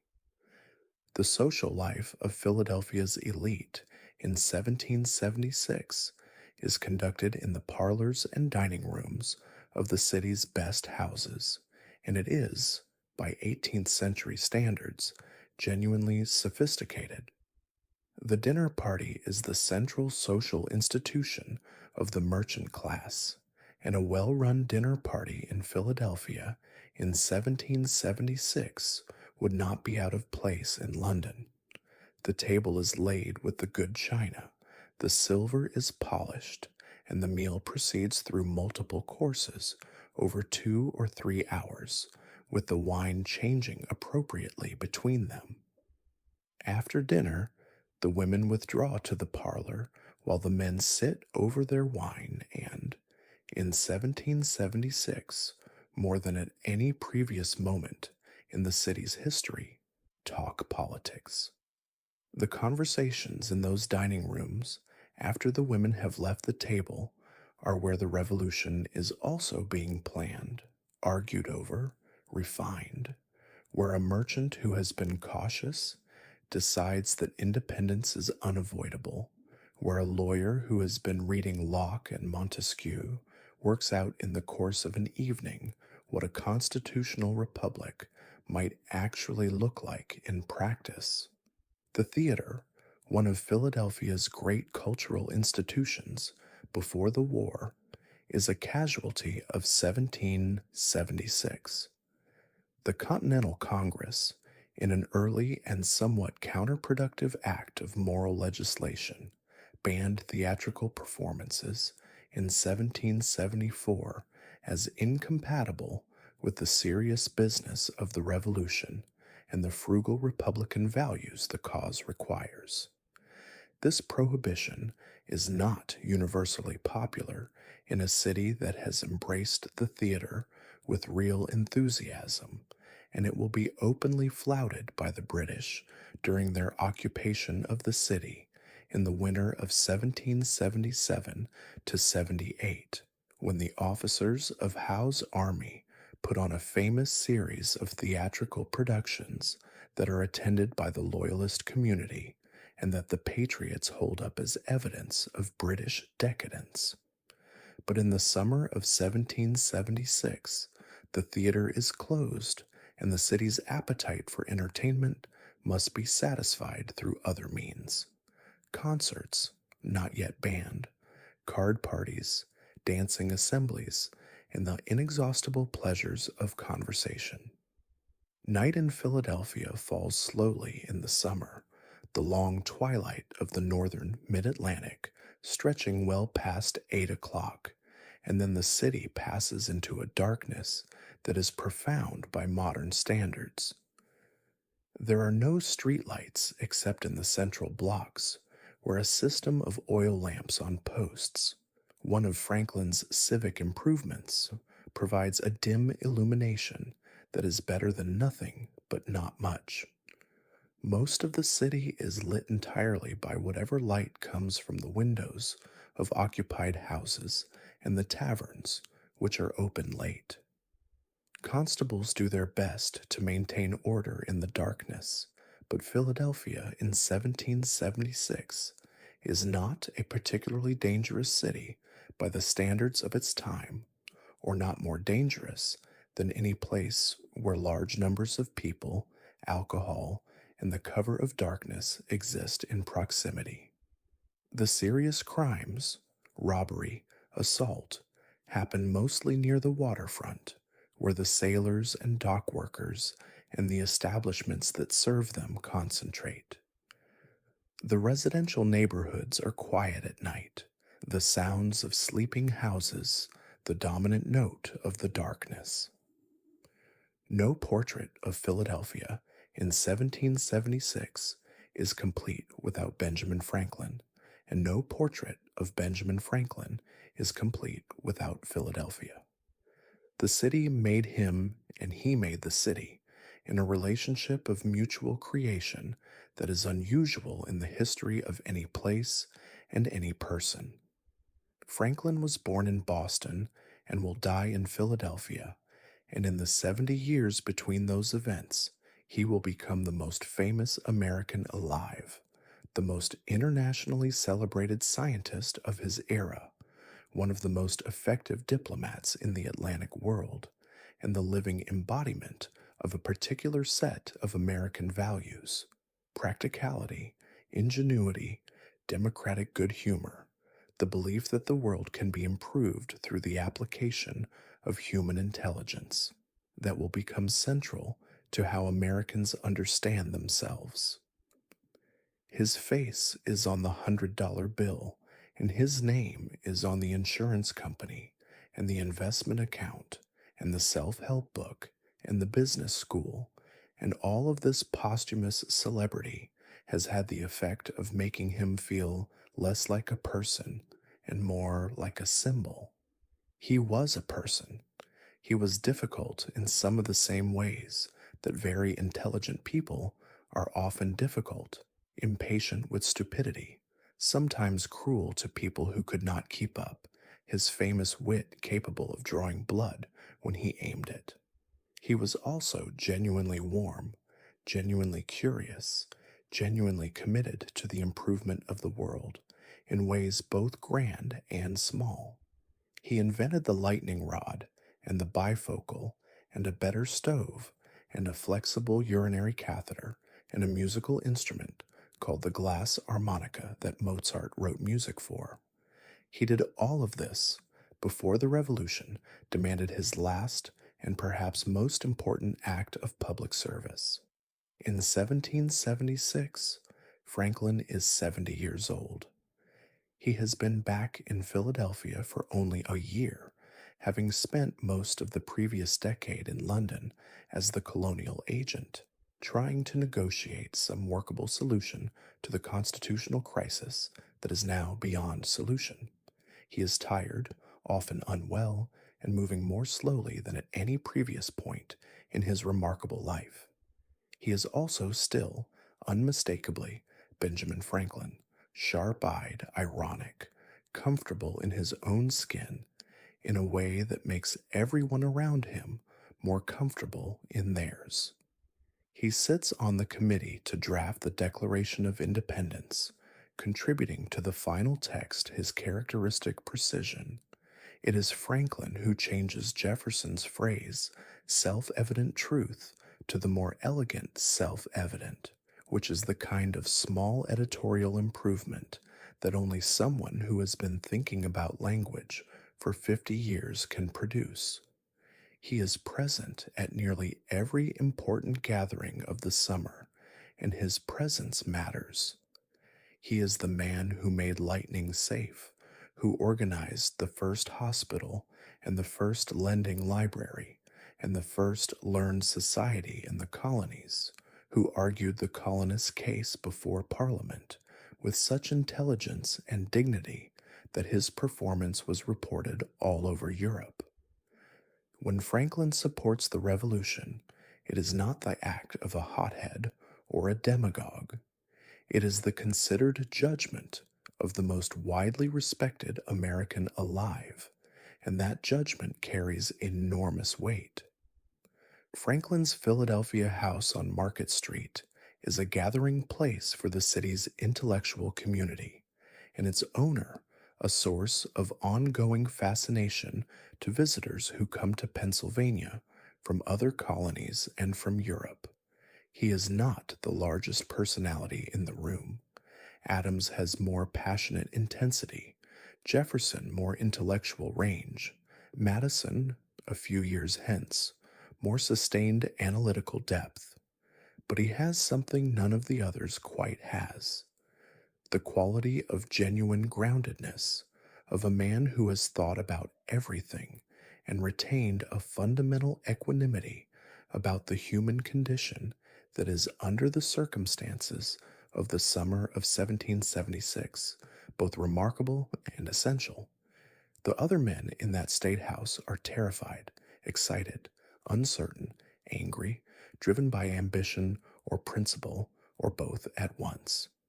Franklin is all of those things in smaller measures, and also amused, genuinely amused at the absurdity and wonder of the situation, at the spectacle of this improbable collection of colonists attempting something that no one has done before, and about which nobody knows whether it is possible.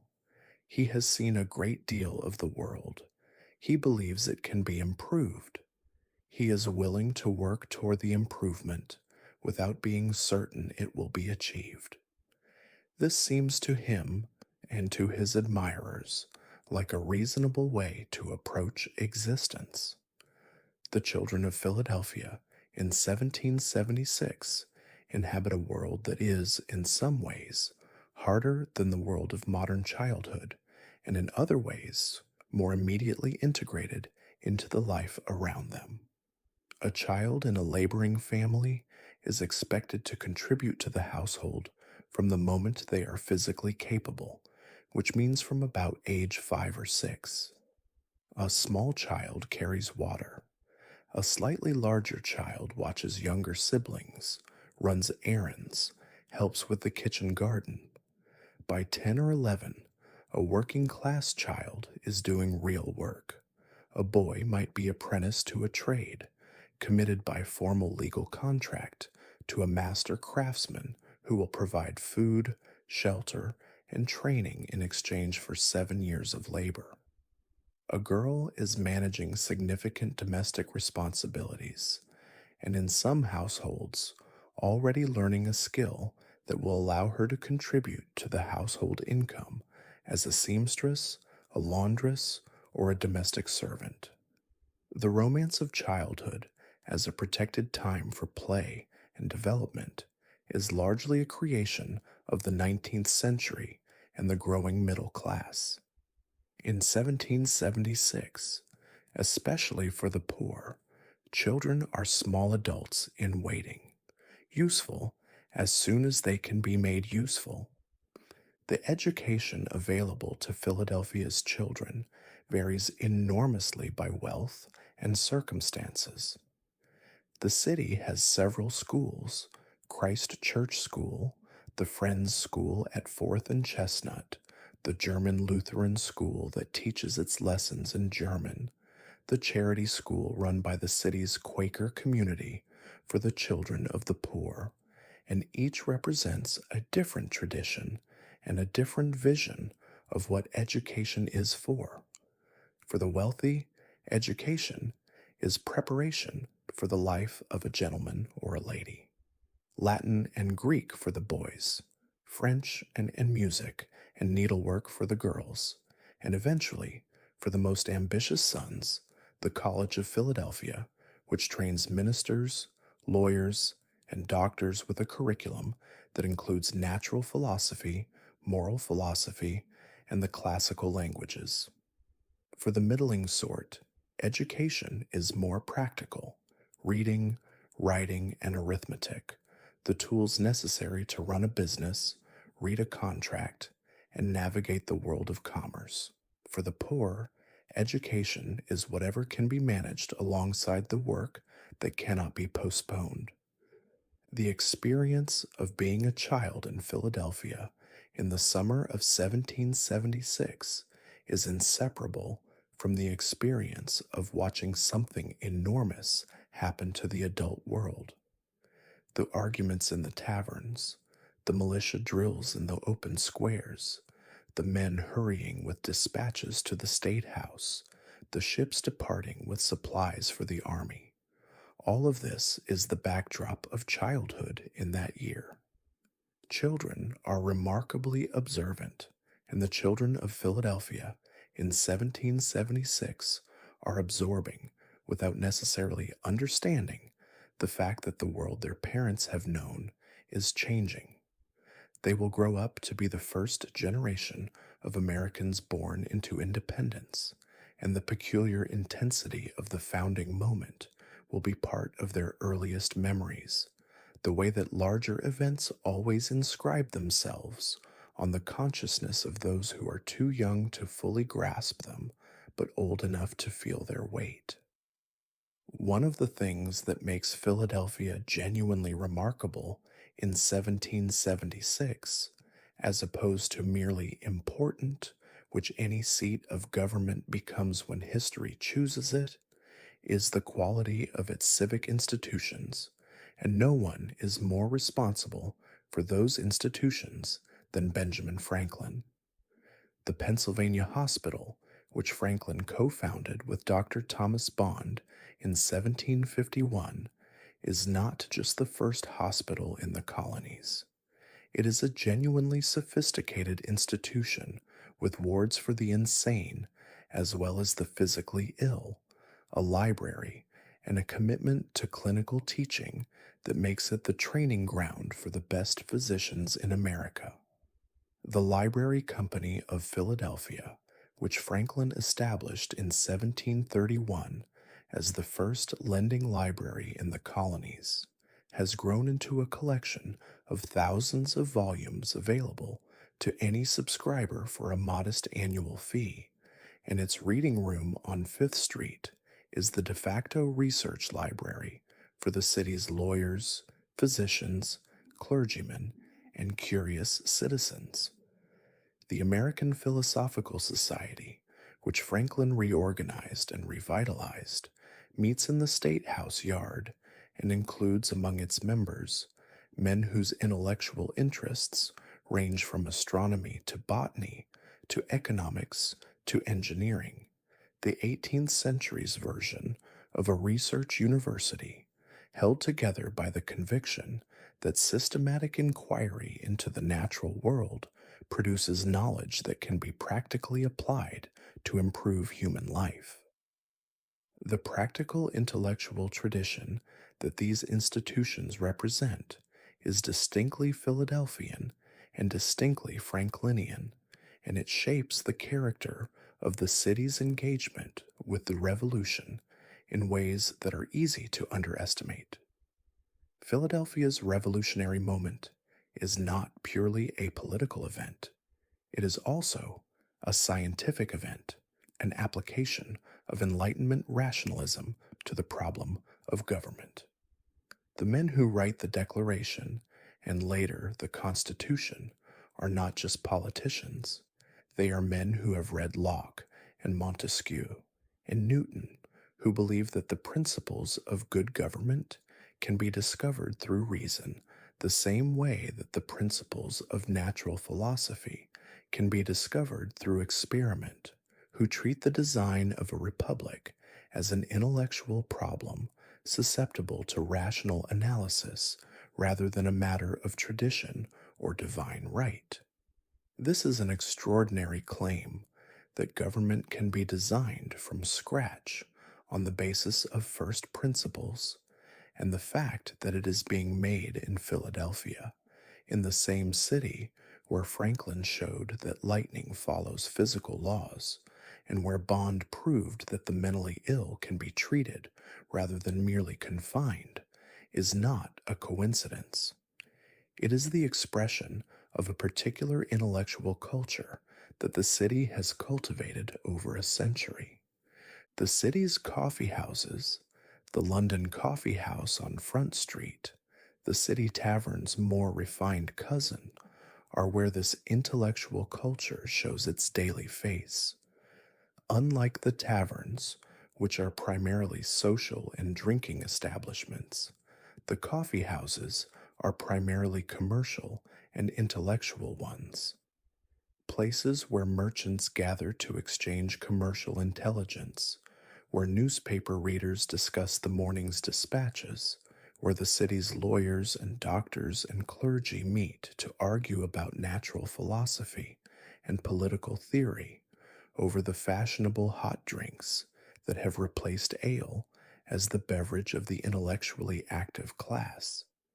It is in spaces like these that the ideas of the Enlightenment are translated from the pages of Locke and Rousseau into the specific practical arguments about taxes and representation and sovereignty that are driving the revolution. The coffee house is where theory becomes policy, where the philosophical becomes political, where the extraordinary summer of 1776 is being worked out in its intellectual dimensions, while the Continental Congress works it out in its political ones.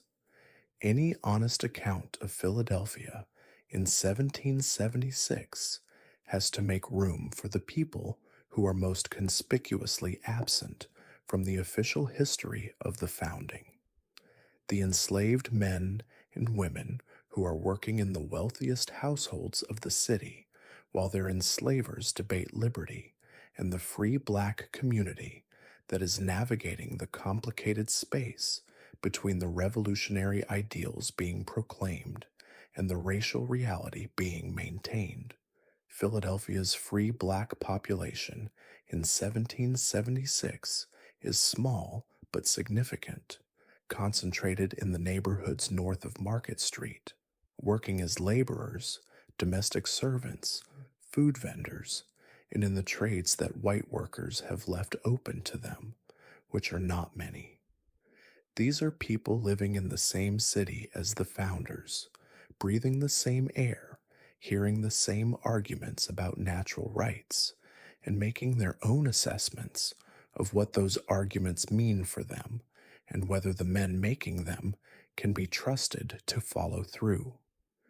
The gap between the Declaration's language, all men are created equal, endowed with inalienable rights, and the practice of the men who signed it is not invisible in 1776. It is discussed, argued about, and sometimes agonized over by people who are not always who you would expect. The Quakers, as noted, are openly wrestling with it, and some of them are writing anti slavery tracts that circulate in the city. A few of the founders, John Adams most notably, are personally opposed to slavery and will become increasingly frustrated by their inability to do anything about it in the political context of a coalition that requires Southern support to function. Thomas Jefferson, who owns more than 100 enslaved people at his Virginia plantation, writes a passage in an early draft of the Declaration condemning the slave trade as one of the crimes of the British Crown, a piece of rhetorical sleight of hand that was rightly removed by the Congress because it attributed to Britain a practice that the colonists had embraced and profited from for generations. The contradiction at the heart of the founding is not unconscious. It is a deliberate decision to defer the reckoning, to preserve the coalition, to build the republic first, and resolve the inconsistency later. The reckoning, when it finally comes, will cost 620,000 lives. What does a free black person in Philadelphia in 1776 make of all this? The documents are frustratingly sparse because the historical record is almost entirely written by and about white people. But what we can reconstruct suggests a community that is watching the revolutionary moment with a combination of hope and skepticism, paying close attention to the gap between the rhetoric of liberty and the practice of slavery, and making careful calculations about what the founding of a new republic might mean for them. Richard Allen, who will found the African Methodist Episcopal Church and become one of the most important figures in Black American religious and civic life, is a 16-year-old enslaved man in Delaware in 1776. He will purchase his freedom, come to Philadelphia, and spend the rest of his life building the institutions of Black civic life in a city that proclaims liberty while practicing something rather different. His story, and the stories of the thousands of Black Philadelphians whose names are less well remembered, are not footnotes to the founding. They are its most honest mirror. The revolution that Philadelphia is living through in 1776 is not only a political and military event, it is an economic event, and the economics play out in the most intimate domestic spaces, in the parlors where women are choosing not to pour tea, in the workshops where artisans are producing homespun cloth instead of importing British textiles, in the counting rooms where merchants are calculating the cost of defying a trading partner that supplies most of the manufactured goods their customers want to buy. The non importation agreements that the colonies have been enforcing with varying degrees of commitment since the Stamp Act crisis of 1765 have by 1776 transformed the political disagreement with Britain into an economic reality that every household in Philadelphia can feel in the texture of daily life. The British goods that once filled the shops of High Street and Front Street are scarcer, more expensive, morally suspect in the eyes of a community that has made commercial sacrifice into a political virtue, and in many cases simply absent because the merchants who would normally stock them have made the calculation that importing British goods in 1776 is a political act they cannot afford to be seen making. Homespun, fabric spun and woven at home from locally produced wool and flax, rather than imported from the mills of England, has become a symbol of patriotic virtue, and the spinning bee has become a form of political theater.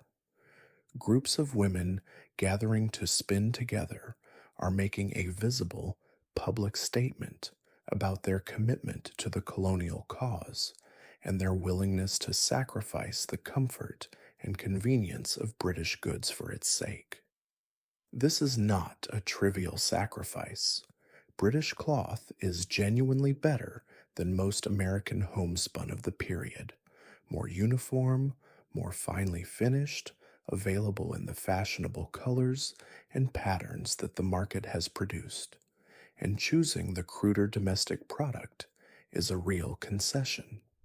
But the women who make that concession are also making something else, a claim on the political life of a revolution that otherwise has no formal place for them. If men are fighting the revolution with muskets, women are fighting it with spinning wheels, and they know it, and they mean for the men to know it too. The newspapers cover spinning bees with the same attention they give to militia musters, and the message is deliberate. This is a revolution that belongs to everyone, and everyone is contributing to it in the ways available to them. The commercial disruption of the revolution is felt by the artisan class in complicated ways. The closure of trade with Britain creates shortages of certain materials: iron, finished hardware, glass, paper, ink, that Philadelphia's craftsmen depend on. It also creates opportunities because the same closure that cuts off British supply creates urgent demand for domestic production of goods that were previously imported. Philadelphia's ironworks, its textile producers, its paper mills, all of these see increased demand in 1776, and the men and women who own and work them are, in a very material sense, building the economic infrastructure of the independent republic at the same time as the politicians are building its constitutional framework. The disruption also falls unevenly, as economic disruption always does. The large merchant who has capital reserves can ride out a period of commercial dislocation. The small shopkeeper who has borrowed to stock his shelves and who depends on weekly sales to service that debt cannot. The revolution is partly paid for by the economically vulnerable who absorb its costs without being compensated by its political gains, and this is a fact that the city's radical mechanics and tradesmen are not slow to articulate.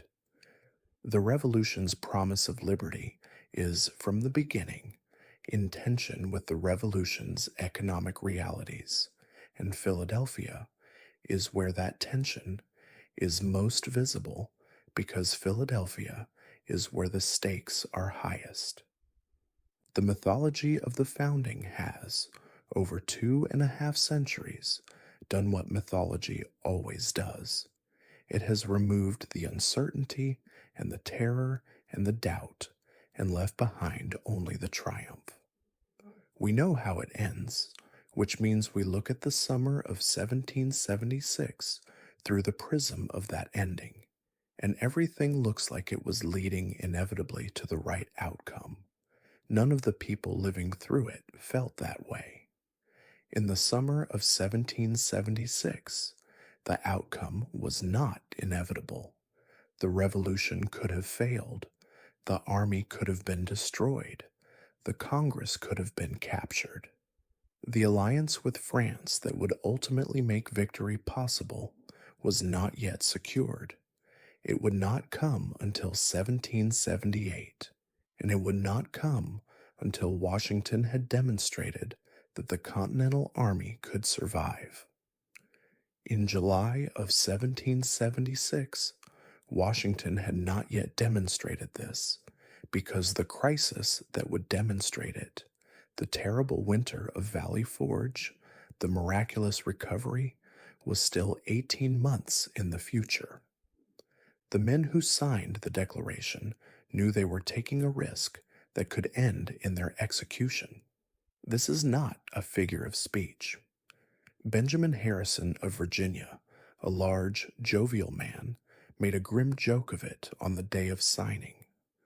Turning to Elbridge Gerry, a small and slight man, he said that when they were all hanged, he would have the advantage because his weight would cause a quick death, while Jerry would be dancing in the air for an hour before it was over. The joke was a way of acknowledging what they were all trying not to think about too directly. John Adams, in his letters to Abigail, is more explicit. He writes about the possibility of defeat, the possibility of personal ruin, the possibility of losing everything. He writes about it with the emotional candor that characterizes his private letters, allowing himself in private the fear that he maintains control of in public. Every person in that room on the day of the signing understood the stakes. They proceeded anyway.